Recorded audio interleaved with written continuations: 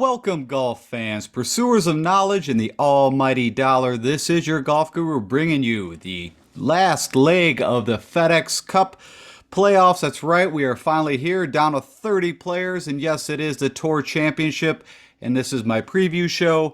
First off, thank you so much for stopping by or just checking me out for the first time. Give me a few minutes. I think I can help you out with your DFS and also your bets. I'm going to cover all of that. In this show, you're going to see models and analysis, course breakdown. We're going to go through what we're looking for in players, some history at East Lake, you name it. Also, we're going to recap the crazy BMW Championship finish. And with that said, let's get into this. Okay, so first off, just a couple house cleaning items. First thing I want to talk about is I do still have my giveaway. It is still running. And it is ultimately, what is this? It is, I am awarding $1,000 to a random subscriber. And if I get to 1,000 subscribers, which we're only off by about a little over 100, I'm going to make that two winners. So it'll be $2,000. And all you need to do is simply click that subscribe button if you're not a subscriber, and like and share this video, and just tell me who do you think is going to win it all. And that means the actual FedEx Cup champion, not just the person that wins the actual event for the Tour Championship, but the overall winner for the FedEx Champion. And with that, you will be entered into the contest. Okay, the last thing I'll talk about, I introduced this last week. If you've not heard of this new way of getting involved from a fantasy perspective, the over-under kind of way of getting involved, which I think is an amazing way to make some money and gives you a little more chance to win. Check out this PrizePicks.com. Of course, I'm doing the PrizePicks. I am affiliated with these guys right now, promoting them.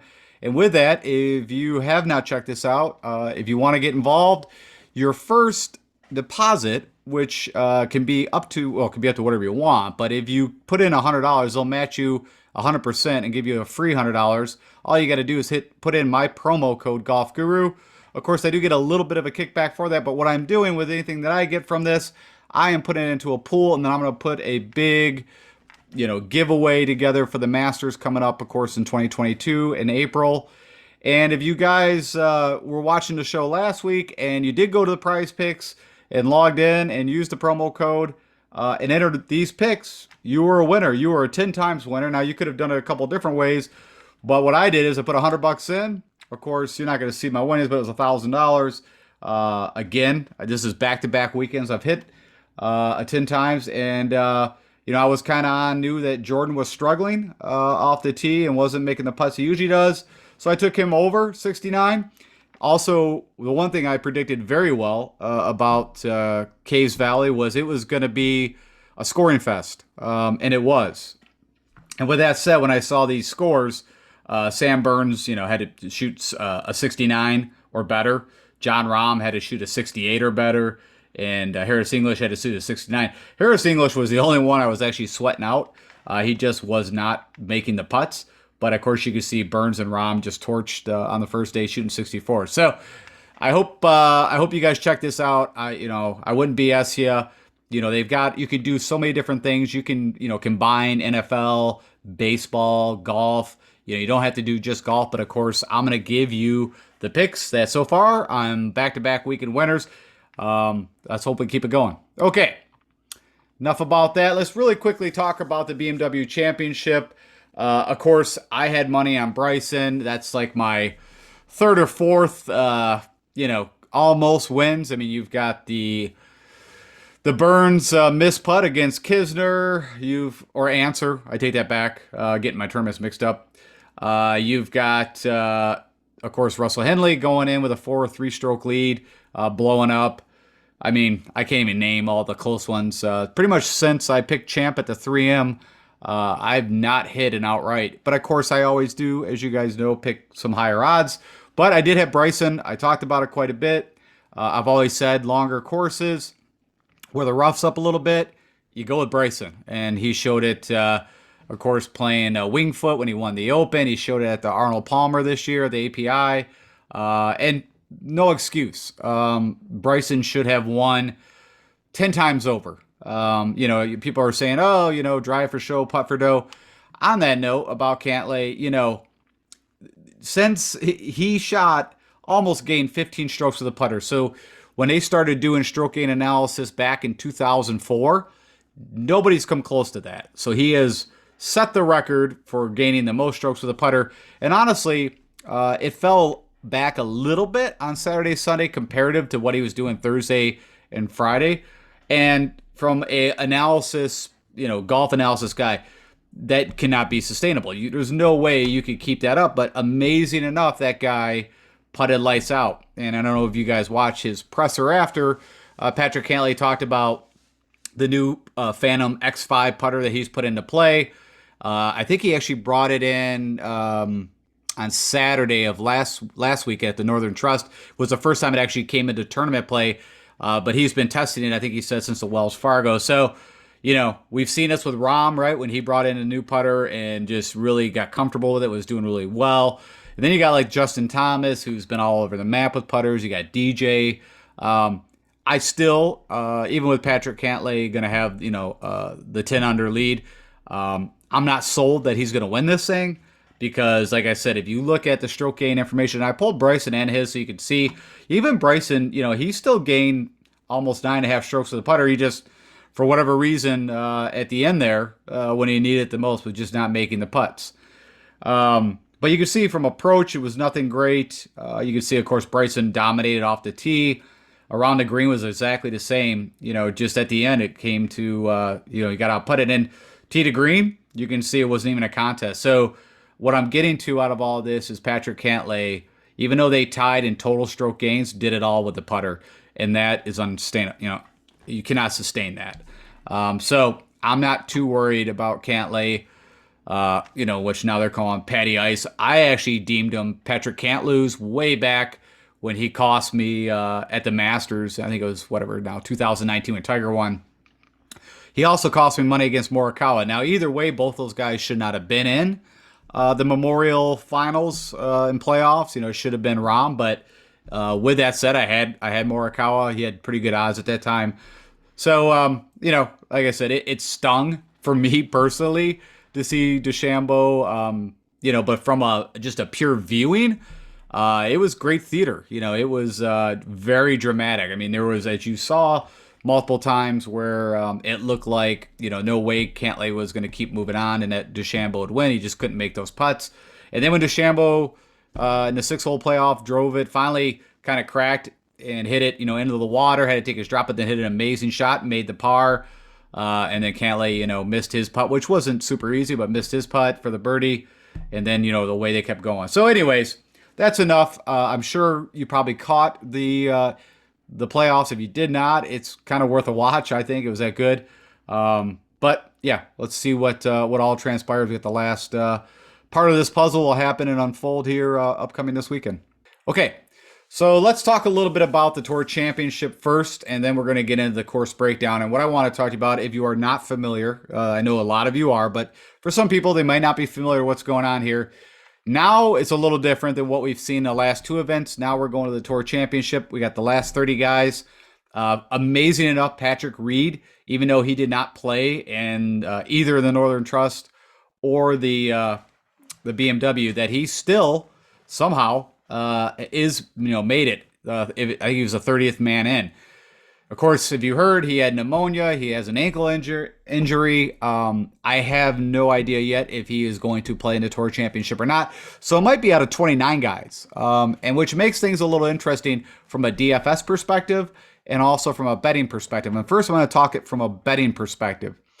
And you're going to see that little green box that comes up. Now, from a betting perspective, what you have to remember is that this staggered starting does not count. They're not counting those strokes given off the bat in a betting perspective. It is ultimately the guys who shoot the lowest score at the end wins, and that's the winning from a bet. So you need to understand, I just want to reiterate that. Forget about the staggered start. Think of it as just a normal tournament, and whoever shoots the lowest score wins. Now, from a FedEx Cup playoff standpoint, of course, those strokes matter. And from a DFS perspective, Where they're going to position at the end is also how DFS is going to look at this. So it's two distinctions I want you to understand. From betting, forget about the stagger start. It's all about who shoots the lowest score, and it does not take into those given strokes off, negative strokes off the bat. It's all about who shoots the lowest score, which hence, there's a couple examples, right? Last year, Xander Schauffele shot 15 under. And then, of course, DJ shot 11 under. And Schauffele, from a betting perspective, was your winner. From a DFS perspective, DJ was your number one first place finisher. So he got the 30 points in DraftKings as the first place plus everything he accumulated. Okay, I think I've hit that enough. And so why I put that green box there is from a DFS perspective, you can kind of almost limit the field down to 15 with any kind of shot that they're going to actually win this thing, end up in first place. It's never been done before where someone's come any further than that to actually come in first place. From a betting perspective, it kind of opens, the doors quite a bit more. And we got to look at it two different ways. So another example, 2019, Justin Thomas came in with that 10 under score, but actually ended up finishing, I think it says fifth, and Rory won the event. So again, and he started at 5 under. 2017. Well, we'll get into that. We'll talk a little more about past winners and all that, just so you understand. So all I wanted you to get out of this is, if you're betting on this, forget about the staggered start. Think about the guys that you think can win this tournament, and that's that. And if you're betting, winner. And then from a DFS perspective, it's a different mindset. You really have to think about the given starting strokes and how you're going to play this if you're going to play DFS this week. Okay, enough on that. Let's go talk about the course. Okay, so they're heading over to hot Atlanta, Georgia. That is Atlanta, Georgia. They are playing a course that we should all be familiar with if you've watched the Tour Championship. Ton of history here. Of course, it's at East Lake Golf Club. The event's actually been hosted here since 2004. This course has been around since medieval times, since opened in 1904. Tom Bindelow was your original architect. There's been a many redesigns of different levels. I would say the most significant probably been Reese Jones back in 2016. But Donald Ross also touched this thing maybe 10 years after it opened. We're looking at a par 70. So, this is definitely not going to be a scoring fest like we just saw. But anyways, the yards are a little over 7,300 yards. The fairways are Zoysia, which is a little unique. I'm going to talk a little bit about that, but Zoysia fairways, we did see this just recently at TPC Southwind for the WGC St. Jude. So we have something recent on just talking about Zoysia fairways. From a rough perspective, we are Bermuda rough, and it is right now about 2.5 inches thick. So, not probably as penal as what we just saw at that Caves Valley, but if you get off the fairway here, it gets a lot tougher, and we're going to talk about that. And then they are back putting on Bermuda ultra dwarf greens, but the key is that it's Bermuda greens. And I kind of already talked about this. We already know it's top 30 player field. If Reed does not play, we're looking at 29 guys with a staggered start. Of course, no cut, and then an idea of some winning scores. Of course, DJ last year shot 11 under, but you give him those 10 strokes. Technically, it was a 21 under. He won the FedEx Cup playoffs. But Xander did shoot 15 under, and from a betting perspective, again, Xander would have been your winner. 2019, Rory, as I mentioned, came back from starting at a 5 under and ended up 13 under. But if you give him the 10 strokes, that'd be 23. And then Tiger Woods, he won the actual Tour Championship, and that's also something we're going to talk about. There was at one time you got different trophies. From the Tour Championship, if you won just that event, but if you won the whole FedEx, you got a different trophy. And they finally kind of got rid of all that, did the staggered start, and did just one trophy, technically one winner. But from a betting perspective, it still doesn't look at it that way.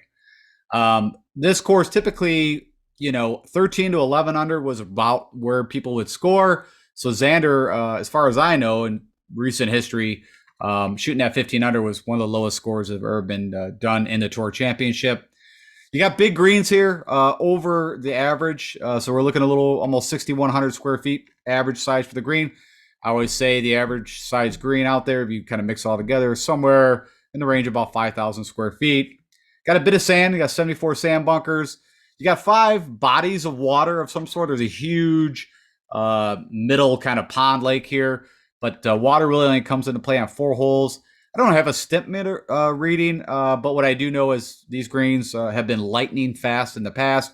It's one of the course defenses. And on that note, the main course defense here is, this is from all the courses these guys play. This is the 10th toughest to hit the fairways. They're smaller as in width, so they're narrow. And then you get into that rough. Also, there's a lot of undulation and slope. So even if you are hitting the fairways, you're not, you're hitting on an upswing, you're on a downswing, the ball's below you, above you. So a lot of uneven lies in the fairways. This little note I thought was interesting. Players that miss the fairway here only hit the green about 50% of the time on their approach. And then again, just to reemphasize, the greens are large, slopey, and they are fast. So we're going to need guys that can putt. And also with 3-putt avoidance, 3 putts do show up here. And this was kind of the note I was saying. So in 2017, Xander Schauffele, when he entered the Tour Championship as a rookie, actually beat Justin Thomas and became the first rookie ever to win a Tour Championship. We're going to talk a little bit about Xander because he's had amazing history at this course. And so, yeah, I think Xander is definitely live. And then just to kind of give you a little bit of overview of East Lake, as I always do. Again, this is where I always tell you, go, if you really have not watched this tournament for some reason, are not familiar with the course, go watch YouTube highlights. Just type in 2020 round 1 highlights of the Tour Championship. They're like 2 minutes long each. Go through each round.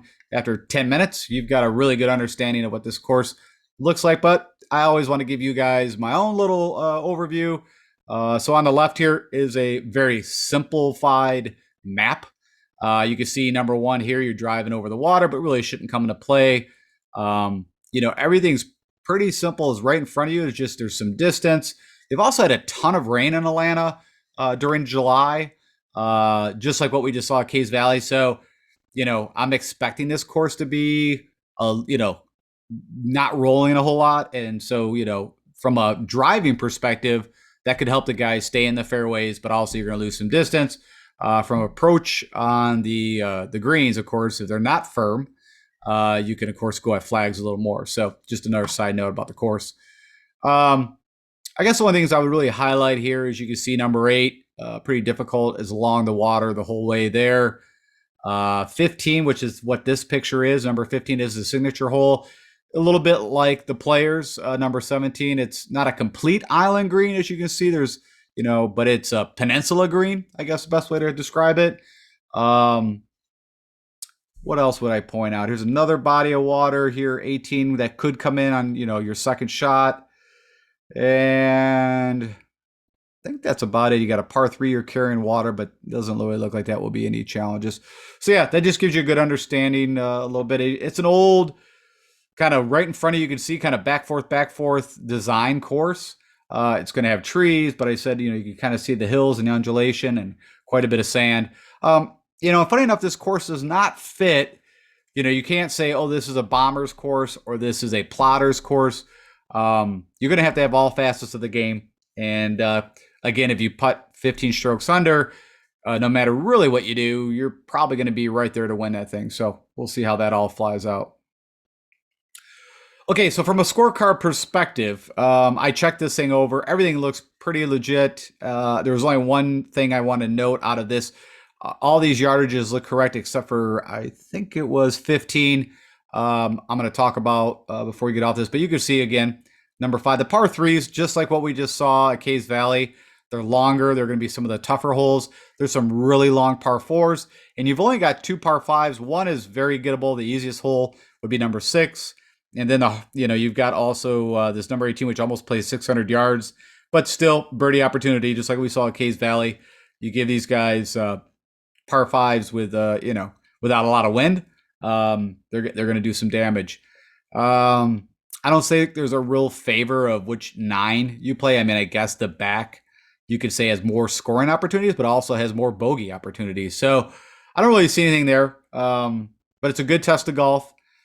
And if I bring up the actual official scorecard, like I said, I checked these yardages against this past information of last year, and the only one that really kind of stood out was number 15, which is shown on the official scorecard at 211 yards. This is showing it at 150. So all that is I think they could change, the tee markers, and that's what's going to change. But right now it's listed at 200 yards. So that brought in some par threes that are very long, and that's going to be something I'm also going to plug into the model. And on that note, how do you win the Tour Championship? I kind of already touched on a lot of this, but just to go over if you're building your own models, this is what I'm looking at from a stroke gain analysis of what I'm going to be plugging in. The first thing off, when I see that hitting fairways is a key, a little bit like maybe RBC Heritage. I'm not saying it's a good comp course. I'm just saying that's another course that really emphasizes you must hit the fairways. You could also look at PGA National, which I think is a good comp course.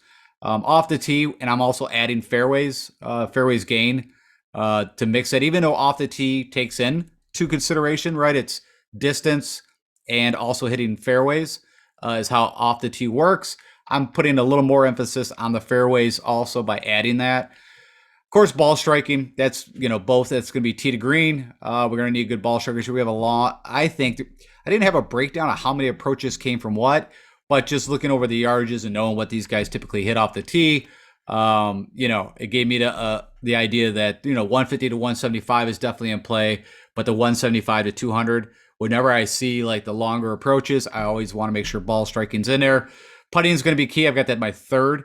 I'm also adding in 3-putt avoidance. Again, very difficult large greens. Of course, approach is always, needed. Ball striking includes that, but I want to emphasize it again because that's how guys score. You got to be sticking these things within, 20 feet or inside to have a good shot at making your putt. Scrambling does show up here. If you do get off wayward or around the greens, you're going to have to be definitely good at scrambling.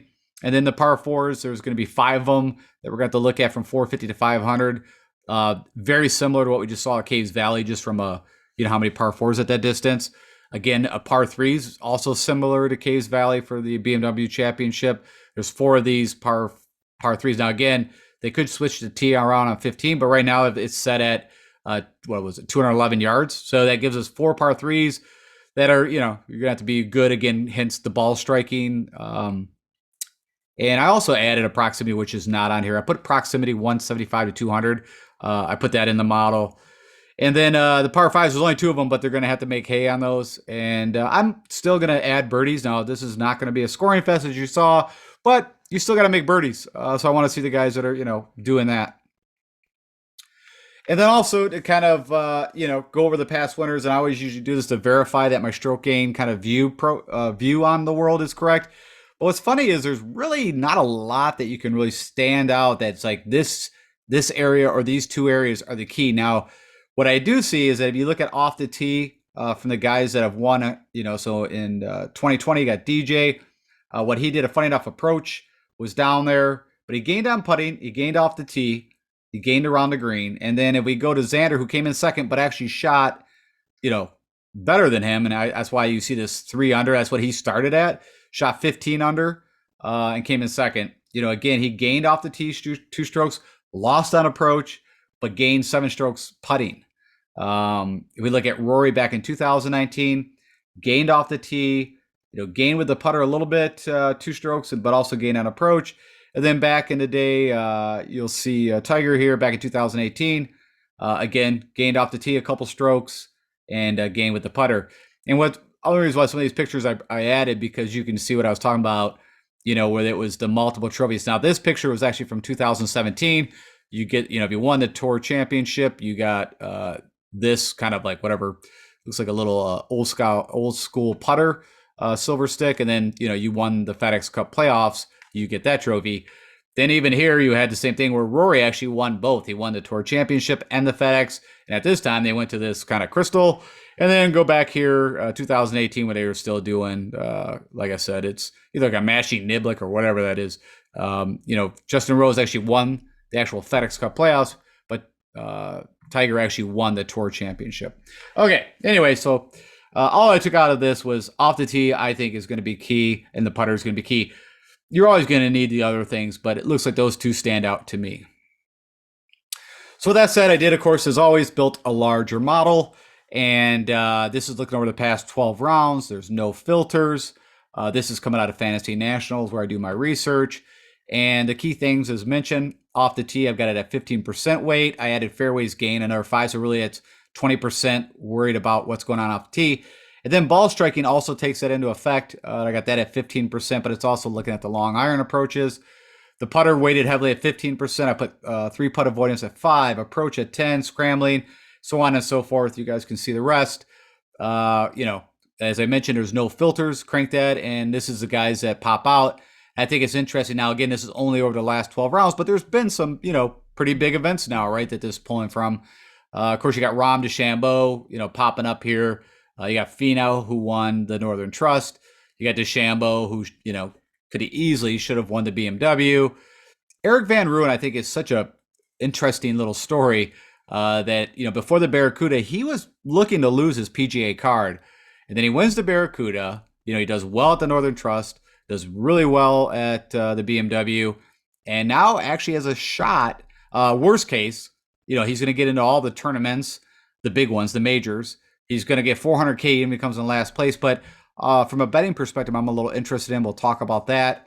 But anyways, yeah. And what I'm doing here is giving you the top 15 guys. Usually I give you the top 20, but since there's only 30 guys in the field, I just siphoned it down to the top 15. Here's the 15 guys you should probably want to focus on from a DFS perspective and also from a betting perspective. And then the next thing that I want to know, and which I would think you, is who's got the best history at East Lake. Some of these guys are not going to have the same history there, as in they've only maybe played there once before. So if you see like this 4, that means like Scotty Scheffler has only played there once, who did very well. Colin Morikawa, you got Kokrak. The rest of the guys do have a history, but I still want recent form. So I'm only pulling up the last 3 tournaments they played there. And Rory comes out number 1. And I mentioned already Xander, who had, I think he's got 2 second place, a win, and I think a 7th, I think. So the 4 times he's played in this, we'll verify that, but 4 times that he's played in this, he's just done amazing. You got Billy Horschel, who didn't do so well last year, but if you remember correctly, came out of nowhere and won the FedEx Cup playoffs. I believe that was 2014. But anyways, here's the top 15 guys over their history at East Lake. And then some of the things that I'm going to do. So I always look at comparable courses, comparable tournaments. And all this is for me. It's just one more checkpoint for me to say, hey, you look at the stroke gain analysis, recent form, you look at history, everything that I know what's going on with the players. And then, of course, I also like to plug in the comp courses. Here's the things that I'm going with. So WGC events, of course, are great. No-cut events, best field. You got your 3 probably hardest tournaments, I think, with the best fields. So Wells, the Memorial, Genesis. The Honda Classic PGA National is a par 70. It's got water. You have to keep it in driving it where you need to. So I think from a comparable course, I think it's a good one. Also, the field is, not elite there, but it's, somewhat strong. And then I already mentioned that, another good comparable, you got Zoysia Fairways here. They just played at the WGC FedEx St. Jude.